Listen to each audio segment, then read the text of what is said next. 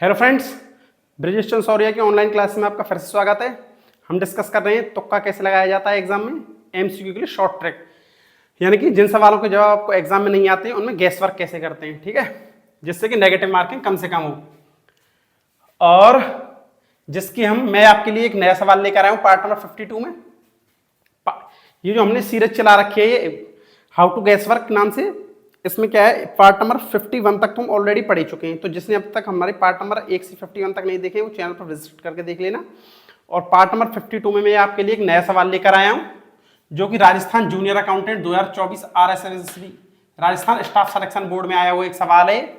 मैं ये मानकर चल रहा हूं कि आपको इस सवाल की यहां से बिल्कुल भी नॉलेज नहीं है।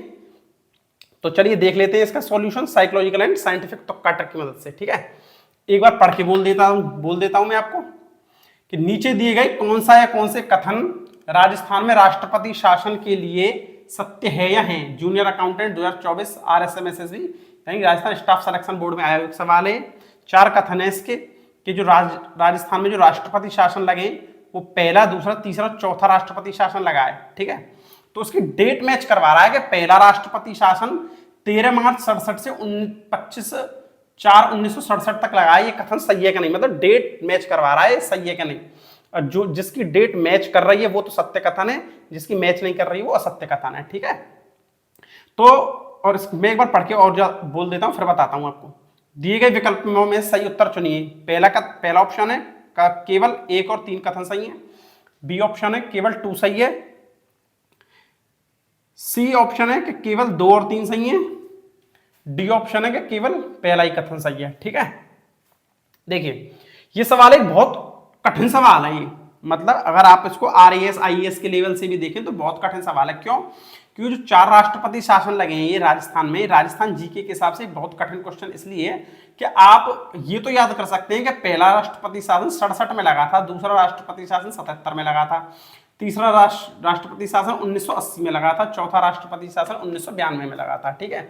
लेकिन आप ये याद नहीं कर सकते कि पहला राष्ट्रपति शासन 13 मार्च से 25 अप्रैल तक लगा था कि नहीं, दूसरा राष्ट्रपति शासन 20 अगस्त से 21 मई तक लगा था नहीं, तीसरा राष्ट्रपति शासन 17 फरवरी से 5 जून तक लगाया था नहीं। मतलब आप एग्जैक्ट डेट कब शुरू हुआ है राष्ट्रपति शासन और कब खत्म हुआ है आप इसको एग्जैक्ट याद नहीं रख सकते हैं, ठीक है। तो चलिए अब मैं आपको इस एग्जामिनर की साइकोलॉजी समझाता हूं। देखिए इसके 4 ऑप्शन देखिए, केवल पहला कथन और तीसरा सही है, केवल दूसरा सही है, केवल दूसरा तीसरा सही है, केवल पहला सही है। इसने कहीं पे भी चौथा कथन नहीं लिया है। 4 ऑप्शन में से कहीं भी चौथे कथन को नहीं लिया है। तो कॉमन सेंस की बात है, चौथा कथन गलत है। क्यों? क्योंकि इसने सही कौन सा है, कौन से कथन सही है वाला ही तो पूछा है। सही है कौन सा है, कौन से कथन सही है ये तो पूछा है। तो सही सही छांट रहा है मैं। तो 4 ऑप्शन में से कहीं पे भी इसने चौथे कथन को नहीं लिया है। तो कॉमन सेंस की बात है, ये कथन गलत है, ठीक है। अब देखिए, अब आप जब मैं क्या बता रहा हूं, जब आपको कोई ऐसा इम्पॉसिबल सा सवाल आपके एग्जाम में आ जाता है ना जिसको करना बहुत ही कठिन पड़े मेमोरी के हिसाब से, तो उसमें कोई ना कोई एक ऐसा ब्लंडर होता है, मतलब बहुत बड़ी चूक या भूल होती है, वो एग्जामिनर जानबूझ के रख देता है ऐसी, जिससे कि कोई बच्चा कॉमन सेंस थोड़ा सा लगा ले तो आंसर को दे दे, आंसर तक पहुंच जाए, ठीक है। तो आप इसके मैं बताता हूं इसमें क्या बहुत बड़ी चूक है, बहुत बड़ी ब्लंडर है। ऐसा सवाल मैंने आपको पहले भी किसी पार्ट में कराया है, उसमें देख लेना, ऐसा एग्जाम्पल है, ऐसा ही देख लो। ये क्या लग रहा है, दूसरा राष्ट्रपति शासन 20 अगस्त 1977 से 21 मई 1977 तक चला है। ये कथन गलत है। क्यों? क्योंकि भाई अगर मान लो ये कथन सही भी होता तो इसको ऐसे लिखना चाहिए था 21 मई 1977 से 20 अगस्त 1977। डेट आप आगे की तरफ ही तो चलेगी, 20 अगस्त ही आगे, मतलब राष्ट्रपति शासन मान लो 20 अगस्त से लगा है तो ये राष्ट्रपति शासन आगे की तरफ ही तो चलेगा, ये बैक थोड़ी चलेगा। मतलब डेट रिवर्स थोड़ी हो सकती है। आ गई बात समझ में? मतलब डेट इसने रिवर्स कर दी है, जबकि रिवर्स नहीं हो सकती है। तो कॉमन सेंस की बात है, कथन गलत है, मतलब दूसरा कथन गलत है। अब दूसरा कथन गलत है तो जहां जहां पे दूसरा कथन गलत है उसको काट दो, क्योंकि इसने सही वाले पूछे। तो दूसरा कथन यहाँ पे गलत है ऑप्शन, दूसरा कथन यहाँ पे भी है गलत है ऑप्शन, ठीक है। अब हमारे पास फंस गए 2 ऑप्शन के, केवल 1 और 3 सही है, केवल 1 सही है। मतलब या तो केवल 1 ही सही है या इसमें केवल 1 और 3 दोनों सही है, ठीक है। अब तुम ये बात देखो क्या कह रहा हूं, देखो इसकी एग्जामिनर की साइकोलॉजी देखो क्या कह रहा है। इसने केवल कथन को 2 ऑप्शन में लिखा है, 1 और 2, दूसरे भी कथन को 2 बार लिखा है, तीसरे भी कथन को 2 बार लिखा है। तो मतलब इसका मतलब ये है कि इसके दिमाग में जो सही वाले ऑप्शन है वो दोनों ही चल रहे हैं। क्यों? क्योंकि 2 बार लिख रहा है ना, तो इसका मतलब है इसके दिमाग में दोनों ही कथन चल रहे हैं। और दूसरे एक एग्जाम्पल की साइकोलॉजी समझाता हूं मैं आपको कि अगर मान लो केवल एक कथन सही है, मैं मान के चल रहा हूं कि ये वाला कथन सही है, मतलब केवल ये वाला ऑप्शन सही है, डी वाला, केवल एक ही सही है, मतलब केवल एक सही है, दूसरा गलत है और चौथा गलत है, और तीसरे को भी गलत मान लेता हूं, तो ऐसा होता नहीं है। क्यों?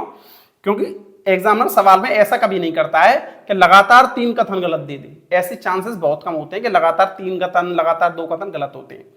लगातार एक से ज्यादा कथनों को लगातार नहीं रखता है वो, गलत वालों को, ठीक है। तो कॉमन सेंस की बात है, ये भी एक सही कथन है और ये भी एक कथन सही है। और इसकी भाषा को भी देख लीजिए, कौन सा या कौन से कथन सही है या है, तो इसका मतलब है इसका जो सही आंसर उसमें डबल वाले ही ज्यादा सही है, ये सिंगल वाला नहीं है, ठीक है। आई होप कि आपको समझ में आ गया होगा। ये वाला आंसर इसका बिल्कुल करेक्ट आंसर है, केवल एक और 3 कथन सही है, ठीक है। आई होप कि आपको समझ में आ गया होगा कि मैंने कैसे सॉल्यूशन करके दिखाया है साइकोलॉजिकल एंड साइंटिफिक तुक्का टक की मदद से, ठीक है। तो इस पार्ट नंबर 52 को तो यही विराम दे देते हैं और नए पार्ट में बहुत जल्दी मिलते हैं आपसे। अगर कोई दिक्कत आ रही है तो कमेंट में लिख के पूछ लेना मुझसे, ठीक है। तो नए पार्ट का इंतजार कीजिए, तब तक के लिए धन्यवाद।